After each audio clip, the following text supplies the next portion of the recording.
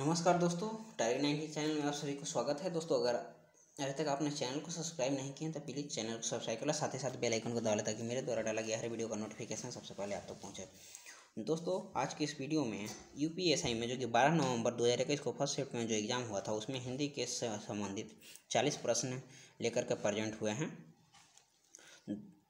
दोस्तों, अगर वीडियो पसंद आए तो वीडियो को लाइक करें, साथ ही साथ चैनल को सब्सक्राइब कर लें। आइए फर्स्ट प्रश्न को देखते हैं। कृष्णा सोबती को साहित्य अकादमी पुरस्कार उनकी किस कृति के लिए दिया गया था? तो कृष्णा सोबती थे, उन्हें जो कि जिंदगी नामा के लिए 1779 में साहित्य अकादमी पुरस्कार दिया गया था। जिंदगी नामा के लिए कृष्णा सोबती को 1779 ईस्वी में साहित्य अकादमी पुरस्कार दिया गया था। नेक्स्ट प्रश्न था जल प्राण, जल पुत्र प्राण, यह जो कि किस शब्द का अनेकार्थी है? आंसर होगा जीवन। जीवन का अनेकार्थी जल प्राण पुत्र, यह सब अनेकार्थी शब्द हैं जीवन का। नेक्स्ट प्रश्न है सौरसेनी अपभ्रंश से विकसित भाषाओं का सही क्रम बताना है। राजस्थानी, गुजराती, पंजाबी, बांग्ला में कौन सा है जो कि सौरसेनी अपभ्रंश से विकसित भाषा है? तो इसमें राजस्थानी एवं गुजराती जो कि सौरसेनी अपभ्रंश से विकसित भाषा है। नेक्स्ट प्रश्न है मातृहंता, मातृहंता में कौन सा समास है? मातृहंता में जो कि तत्पुरुष समास है। मातृहंता में तत्पुरुष समास है। नेक्स्ट प्रश्न है हार की जीत, हार की जीत कहानी के कहानीकार कौन है? हार की जीत जो कि सुदर्शन कहानीकार हैं। हार की जीत कहानी के कहानीकार सुदर्शन हैं। नेक्स्ट प्रश्न है विशेषण का लिंग किसके अनुसार होता है? विशेषण का लिंग जो कि विशेष के अनुसार होता है। विशेषण का लिंग विशेष के अनुसार होता है। विशेषण का लिंग विशेष के अनुसार होता है। नेक्स्ट प्रश्न है इसमें से शुद्ध बताना है कि शुद्ध कौन सा है? वाचस्पति, वाचस्पति किस तरह, विद्या वाचस्पति किस तरह से लिखाएगा? तो यह जो कि गलत है, इस तरह से भी गलत है, इस तरह से भी गलत है।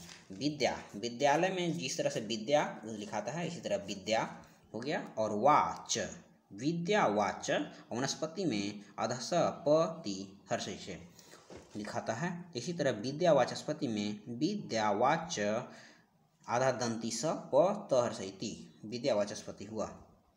नेक्स्ट प्रश्न है अल्पायु में कौन सा प्रत्यय है? अल्पायु में कौन सा प्रत्यय है?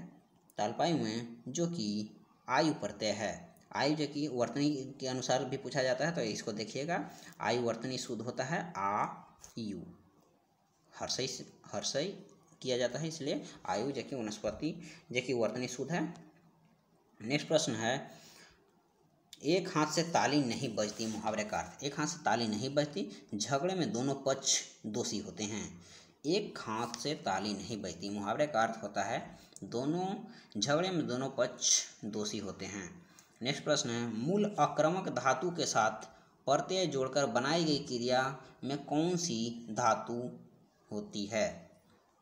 मूल आक्रामक धातु में प्रश्न जो है इसमें पूछा गया है मूल आक्रामक धातु के साथ प्रत्यय जोड़कर बनाई गई क्रिया कौन सी धातु कहलाती है? तो यह कहलाती है साधित संक्रामक धातु।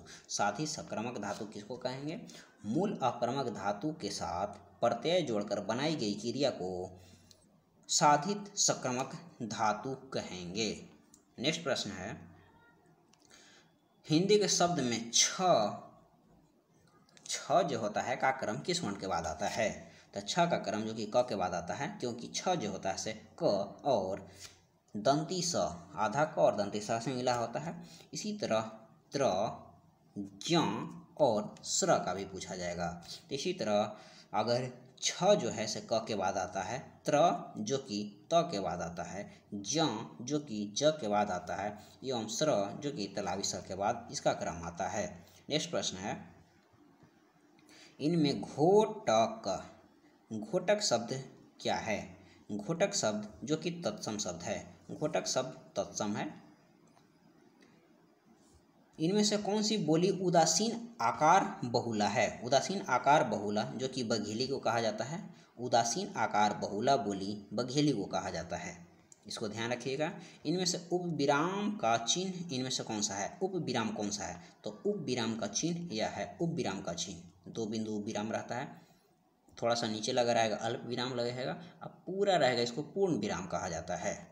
नेक्स्ट प्रश्न है इनमें से कौन सा प्रकार वर्तमान काल का नहीं है? वर्तमान काल का कौन सा प्रकार नहीं है, इसको बताना है। तो आसन भूत जो कि वर्तमान काल का प्रकार नहीं है। तत्कालिक वर्तमान, संभाव्य वर्तमान एवं सामान्य वर्तमान। तत्कालिक, समान, संभाव्य, यह जो कि वर्तमान काल के भेद हैं। वर्तमान काल के कुल कितने भेद होते हैं? वर्तमान काल, भूतकाल एवं भविष्यत काल, तीनों काल के कितने कितने भेद होते हैं और कौन कौन सा भेद होते हैं, उसका आंसर आप वीडियो में कमेंट करके बताइए। नेक्स्ट प्रश्न है, मधुशाला के लेखक कौन है? मधुशाला के लेखक कौन है? मधुशाला के लेखक के नाम बताना है। मधुशाला के लेखक जो कि हरिवंश राय बच्चन हैं। हरिवंश राय बच्चन जो कि मधुशाला के लेखक हैं। नेक्स्ट प्रश्न है, काव्य रीति के कितने भेद हैं?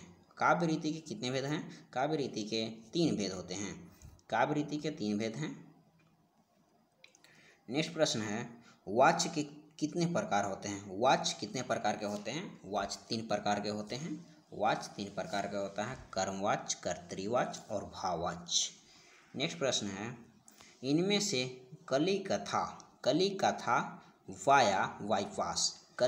वाया बाईपास उपन्यास के रचनाकार कौन है?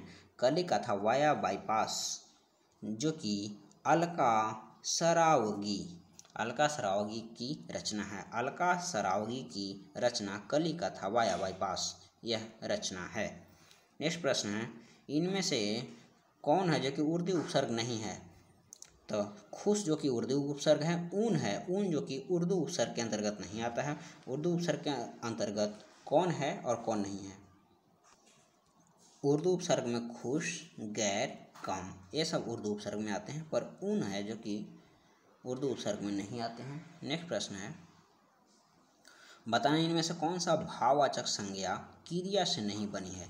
इन कौन सा जो भाववाचक संज्ञा है क्रिया से नहीं बनी है? तो भलाई जो कि भाववाचक संज्ञा है पर क्रिया से नहीं बनी है। लड़ाई, कमाई, पढ़ाई, यह जो कि क्रिया से बनी भाववाचक संज्ञा है। लड़ना से लड़ाई, कमाना से कमाई एवं पढ़ना से पढ़ाई, जो कि पढ़ना क्रिया है। इसी तरह कमाना क्रिया एवं लड़ना क्रिया है। लड़ाई, कमाई, पढ़ाई, यह भाववाचक संज्ञा है जो क्रिया से बनी हुई है। भलाई जो कि क्रिया से नहीं बनी हुई है। नेक्स्ट प्रश्न है,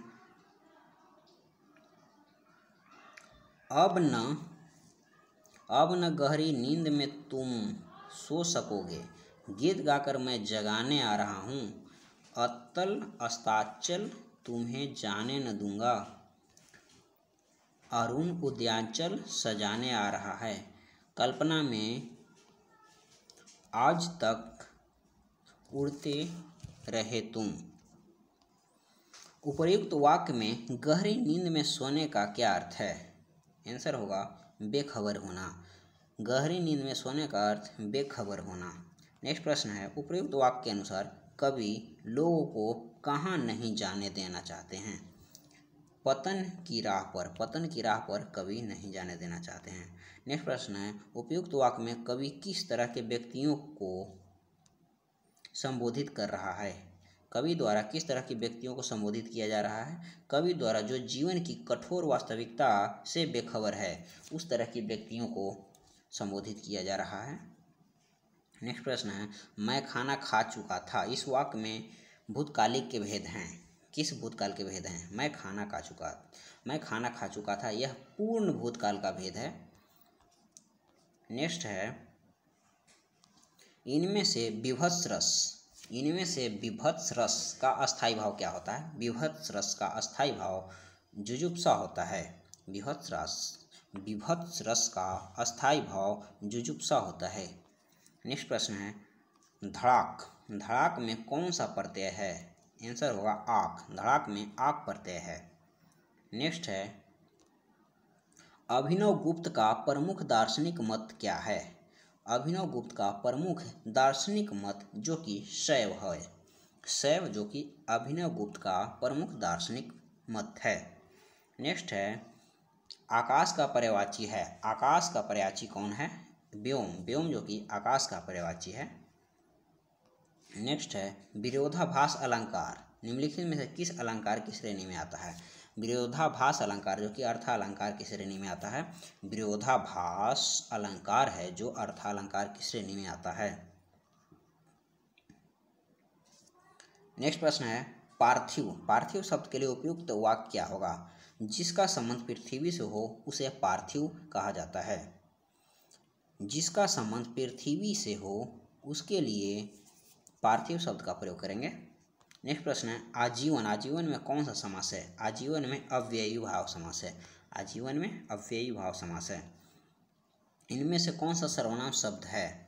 कौन? कौन जो कि सर्वनाम शब्द है। सर्वनाम शब्द के 6 भेद होते हैं, पुरुषवाचक, निश्चयवाचक, अनिश्चयवाचक, संबंधवाचक, निजवाचक और प्रश्नवाचक। कौन है जो कि प्रश्नवाचक सर्वनाम के भेद है? नेक्स्ट प्रश्न है द्विज। द्विज का अनेकार्थी क्या है? द्विज का अनेकार्थी दांत होगा।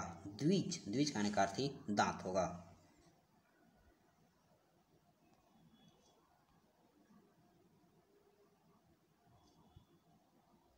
नेक्स्ट प्रश्न है इनमें से कौन सा शब्द सरल का विलोम है? सरल का विलोम जटिल होगा। सरल का विलोम जटिल होगा। नेक्स्ट प्रश्न है किस भाषा की मुख्य बोली विष्णुपुरिया है? विष्णुपुरिया जो कि असमी भाषा का मुख्य बोली है। असमी भाषा का मुख्य बोली विष्णुपुरिया है। विष्णुपुरिया जो कि असमी भाषा का मुख्य बोली है। नेक्स्ट प्रश्न है द्रुत विलंबित में गणों का क्रम क्या होता है? द्रुत विलंबित में गण का क्रम होता है नगन, भगन, भगन, रगन। नगन, भगन, भगन, रगन। यह जो कि द्रुत विलंबित में गणों का क्रम होता है। नेक्स्ट प्रश्न है विखंडनवाद। विखंडनवाद का सिद्धांत किसके द्वारा दिया गया? विखंडनवाद का सिद्धांत जो कि देरिदा के द्वारा दिया गया। देरिदा के द्वारा विखंडनवाद का सिद्धांत दिया गया। नेक्स्ट प्रश्न है आदरणीय व्यक्तियों के लिए हमेशा किस वचन का प्रयोग होता है? आदरणीय व्यक्तियों के लिए ध्यान रखिएगा हमेशा बहुवचन का प्रयोग किया जाता है। आदरणीय व्यक्तियों के लिए हमेशा बहुवचन शब्द का प्रयोग किया जाता है। जो बहुत मंद गति से कार्य करता हो, जो बहुत मंद गति से कार्य करता हो उसके लिए मंथर शब्द का प्रयोग करेंगे। जो बहुत मंद गति से कार्य करता हो उसके लिए मंथर शब्द का प्रयोग करें। दोस्तों आज के वीडियो में बस इतना ही। यह सारी 40 प्रश्न जो था यूपीएससी में जो कि पूछा गया था, ये सारा प्रश्न को हम एक एक करके करवा दिए हैं। दोस्तों अगर वीडियो पसंद आए तो वीडियो को लाइक करें और इसी तरह सारा शिफ्ट का वीडियो आप देखना चाहते हैं तो चैनल को सब्सक्राइब कर लें, साथ ही साथ बेल आइकन को दबाएं। तो इसी के साथ नेक्स्ट वीडियो में मिलते हैं। अगर आप एसएससी जीडी, यूपीएसआई, यूपी में रेडियो ऑपरेटर, हेड ऑपरेटर और कर्मशाला कर्मचारी तथा जितने भी इंडिया में जो गवर्नमेंट एग्ज़ाम के लिए हिंदी प्रश्न पूछे जाते हैं उसके लिए आपके लिए यह चैनल बेस्ट है। तो आप अभी इस चैनल को सब्सक्राइब कर लें। थैंक यू, धन्यवाद।